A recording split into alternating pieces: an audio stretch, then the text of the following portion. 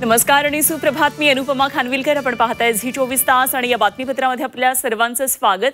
श्रावण महिना आता सुरू झालाय आणि श्रावणी सोमवारचे सगळ्यांनाच वेध लागले होते. आज श्रावणातला पहिला सोमवार आहे. या दिवसाला श्रावणामध्ये अनन्यसाधारण असं महत्त्व असतं आणि आज पहिला श्रावणी सोमवार आहे, त्यामुळे देशभरातल्या शंकराच्या मंदिरांमध्ये भाविकांची मोठी गर्दी अगदी पहाटेपासून झालेली आहे. देशातल्या 12 ज्योतिर्लिंगांपैकी 5 ज्योतिर्लिंग ही आपल्या राज्यामध्ये म्हणजे महाराष्ट्रात आहेत. यामध्ये नाशिकचं त्र्यंबकेश्वर आहे, पुण्याचं भीमाशंकर आहे, छत्रपती संभाजीनगरमध्ये घृष्णेश्वर आहे, परळी वैजनाथ आणि हिंगोलीचा औंढा नागनाथ ही महाराष्ट्रातली ज्योतिर्लिंग. सकाळपासूनच या मंदिरांमध्ये प्रचंड अशी गर्दी झालेली आपल्याला पाहायला मिळते. देशासह महाराष्ट्रातल्या सर्वच मंदिरांमध्ये शंकराच्या मंदिरांमध्ये भाविकांची मांदियाळी पाहायला मिळते. श्रावणी सोमवारानिमित्तानं विविध मंदिरांमध्ये शंभो शंकरा हर हर महादेवचा हा गजर पाहायला मिळतोय. महाराष्ट्रातल्या 5 ज्योतिर्लिंग आणि प्रमुख मंदिरांचं दर्शन तुम्ही घर बसल्या झी 24 तासवर घेऊ शकणार आहात.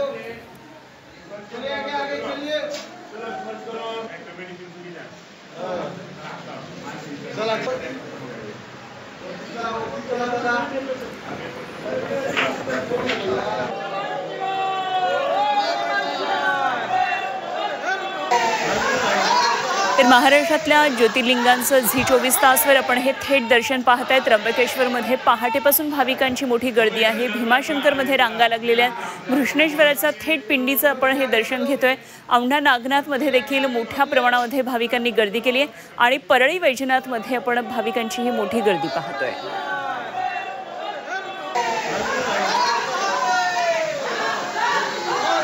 ते राज्यभरातल्या मंदिरांमध्ये आज अशा प्रकारे शंकराचं दर्शन घेण्यासाठी मोठी गर्दी आपल्याला पाहायला मिळते आणि या संदर्भात आणखी सविस्तर माहिती जाणून घेणार आहोत. आमचे 2 प्रतिनिधी सध्या आपल्याबरोबर जोडले गेलेत. आमचे प्रतिनिधी निलेश खरमरे आपल्याला आणखी माहिती देणार आहेत आणि त्याचबरोबर कोल्हापूरमधून प्रताप नाईक आमचे प्रतिनिधी आपल्याबरोबर आहेत. निलेश, मोठी गर्दी आज शंकराच्या मंदिरांमध्ये पाहायला मिळते. पहिला श्रावणी सोमवार आहे. निश्चितच एक अनन्यसाधारण महत्त्व आजच्या या दिवसाला असतं. काय नेमकं सगळं हे वातावरण आहे?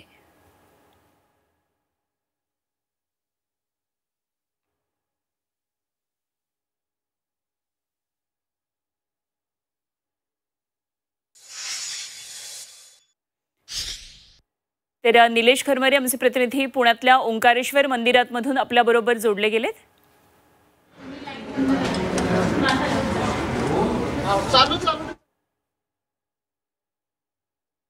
निलेश बरोबर आपण पुन्हा एकदा संपर्क करण्याचा प्रयत्न करूया. आपण जाऊया कोल्हापूरमध्ये रावणेश्वराच्या मंदिरामधून प्रताप नाईक आमचे प्रतिनिधी आपल्याबरोबर आहेत. प्रताप, निश्चितच भाविकांची मोठी गर्दी पहाटेपासून रावणेश्वर मंदिरामध्ये झाली असेल. काय नेमकं सगळं वातावरण आहे? आपण पाहतो की सकाळपासून भक्तिमय वातावरणात जे भक्त आहेत ते महादेवाचं दर्शन करण्यासाठी महादेवाचं दर्शन करण्यासाठी मोठ्या संख्येनं आल्याचं चित्र पाहायला मिळते. मी आता आहे रावणेश्वर मंदिर. खरं तर रावणेश्वर मंदिराला नाव आहे. जी पिंड दिसते ती रामेश्वर आणि याच्या मंदिराच्या बाहेर लक्ष्मीनेश्वर असे 2 पिंडी या मंदिरात आहेत. या आपण पाहतो की कबीर महात्मा असेल किंवा इतर महात्म्यात या मंदिराला अनन्यसाधारण महत्त्व आहे. त्यामुळे आपण पाहतो की पहाटेपासून भक्त अभिषेक आणि त्याचबरोबर महादेवाचं दर्शन घेण्यासाठी मोठी गर्दी करताना दिसतात. इथले गुरुजी आहेत, आपण त्यांच्याशी बोलत. मला सांगा की कबीर महात्म्य असेल किंवा एकूणच आपण पाहतोय की मोठं याला आध्यात्मिक महत्त्व आहे. काय नेमकं महत्त्व आहे? श्री रावणेश्वर महादेव नमः. रावणेश्वर महादेव प्रसन्न या मंदिराचा असा उल्लेख प्राचीन ग्रंथामध्ये याचा उल्लेख आहे. विजय रामायणमध्ये, विजयालक्ष्मीमध्ये आणि करवीर महात्म्यामध्ये याचा उल्लेख आहे. याचं मंदिर हे पूर्वी ह्या तळ्यात होतं. त्या तळ्याच्या मंदिराच्या ते तळ्याचं मैदान झाल्याने मैदानात झाल्याने देव काटा लावून ठेवले. त्याच्या 3 ठिकाणी जीर्णोद्धार 3 वेळा जीर्णोद्धार भक्तांनी केला. आणि ह्या मंदिराचा उल्लेख म्हणजे असा आहे, आतली शिवलिंग आहे ते चौकोनी आहे. चौकोनी म्हणजे हे रामेश्वर आहे. रामेश्वर ह्या मंदिराचा रावणेश्वर असलं तरी देव रावणेश्वर नसून या आतली जे चौकोनी पिंड आहे शिवलिंग आहे ते आहे रामेश्वर. आणि जे बाहेर त्या बाजूला आहे की शिवलिंग स्थापन केलेलं आहे ते लक्ष्मीश्वर. अशी राम लक्ष्मण असा याचा उल्लेख आहे. या आणि यामध्ये ज्या भक्तांनी या ठिकाणी जर लघुरुद्राभिषेक केला तर त्यामध्ये भक्तांचा पितृदोष नाहीसा होतो. म्हणून या बऱ्याच लोकांनी याचा अनुभवलेला आहे. आणि आता सकाळपासून 6 वाजेपासून संकल्प लघुरुद्राभिषेक आता सुरू आहे. अनेक भक्त इथे येतात. त्या भक्तांना त्यांना प्रत्येक भक्ताला याचा प्रतिसाद मिळतो. आणि या श्रावण महिन्यामध्ये आम्ही 4 सोमवारी पहिला सोमवार शिवामूठ आहे तांदूळ, दुसऱ्या सोमवारी शिवामूठ आहे तीळ, चौथ्या सोमवारी शिवामूठ आहे सातू, असे प्रत्येक भक्तांना असं इथं संकल्प अर्पण करायचा असतो. शिवामूठ म्हणजे ज्या नवीन लग्न झाल्यानंतर या जोडप्याने इथे भगवंताजवळ येऊन प्रत्येक सोमवारी एक शिवमूठ वाजने आपल्या धार्मिक कार्यक्रम या ठिकाणी मंदिर आहे ते शिवपिंडाच्या आकारामध्ये बांधण्यात आलेलं आहे. त्याचबरोबर आपण तो करवीर महात्मा असेल किंवा इतर महात्म्यात मोठं या ठिकाणी अनन्यसाधारण महत्त्व आहे. त्यामुळे आपण पाहतो की पहाटेपासूनच भक्तांची मोठी गर्दी या मंदिरात पाहायला मिळते. खरं तर आपण पाहतो की श्रावण महिन्यातला श्रावण सोमवार हा भक्तांसाठी खूप महत्त्वाचा आहे. कारण आपण पाहतो की शिवाची आराधना केल्यानंतर मनातील अपेक्षा ज्या आहेत ते पूर्ण होतात अशा प्रकारची धारणा आहे. त्यामुळे आपण पाहतो की पहाटेपासूनच सर्वच शिवमंदिरामध्ये मोठ्या संख्येने गर्दी झाल्याचं आपल्याला पाहायला मिळतं. खरं अगदी प्रताप, धन्यवाद दिलेल्या सगळ्या माहितीसाठी. आपण आता ओंकारेश्वर मंदिरामध्ये जाऊया. थेट पुण्यामध्ये निलेश खरमरे आपल्याबरोबर जोडले गेलेत. निलेश, अत्यंत पुरातन मंदिर आहे पुण्यातलं ओंकारेश्वर आणि निश्चितच पहाटेपासूनच भाविकांची या ठिकाणी गर्दी असेल. काय नेमकं सगळं हे वातावरण सध्या पुण्यामध्ये दिसतंय? खरं तर श्रावणी सोमवार आहे आणि आज श्रावणी सोमवारच्या निमित्तानं पुण्यामध्ये पुणेकरांचे श्रद्धास्थान असलेला ओंकारेश्वर मंदिरामध्ये फार मोठ्या प्रमाणात गर्दी पाहायला मिळतात. पहाटेपासूनच ओंकारेश्वराचं दर्शन घेण्यासाठी पुणेकर जे आहेत ते या ठिकाणी मोठ्या प्रमाणात आलेले पाहायला मिळतात.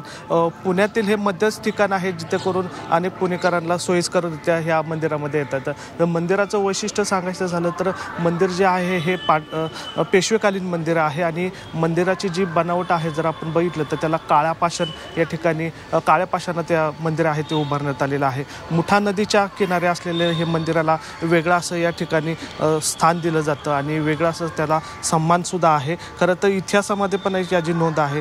या मंदिराची जी स्थापना आहे ती खरं तर पेशव्यांनी केली होती. म्हणजे 1760मध्ये या मंदिराला बांधकामाला सुरुवात केली आणि त्यानंतर हे मंदिर उभारण्यात आलेलं. मंदिराचं जर वैशिष्ट्य बघितलं तर मुठा नदीच्या शेजारी असल्यामुळं या मंदिराला वेगळं असं स्थान आपल्याला पाहायला मिळतं. अनेक पुणेकर जे आहेत ते मोठ्या श्रद्धेने या मंदिरामध्ये येत असतात आणि या मंदिराचं दुसरं एक महत्त्वाचं म्हणजे या मंदिराला 9 कळस आहेत. आपण जर या ठिकाणी बघितलं तर मंदिराला 9 कळस पाहायला मिळतात. कुठल्याही शिवमंदिराला असे 9 कळस या आधी आपण पाहिलेले नाही आहेत. हे खरं या मंदिराचं वैशिष्ट्य आहे. 9 ग्रहांप्रमाणे या मंदिराला 9 कळस सुद्धा या ठिकाणी उभारण्यात आलेला आहे. त्यामुळं पुणेकरांचं हे एक वेगळं श्रद्धास्थान आहे आणि श्रावणातच नव्हे तर वेगवेगळ्या सोमवारी सुद्धा या ठिकाणी पूजा या ठिकाणी केली जात असते. श्रावणी सोमवार असेल किंवा पौर्णिमा असेल अशा सोमवारच्या वेळेस या ठिकाणी मोठ्या प्रमाणात मंदिरामध्ये पूजा केली जाते आणि आपण या ठिकाणी पाहतोय की आज थोडासा पाऊस थांबलाय त्यामुळं अनेक पुणेकर जे आहेत ते आता दर्शनासाठी या ठिकाणी रांग लागलेले आपल्याला पाहायला मिळतात. खरं तर ह्या मुठा नदीच्या किनारे असलेले हे मंदिर आहे.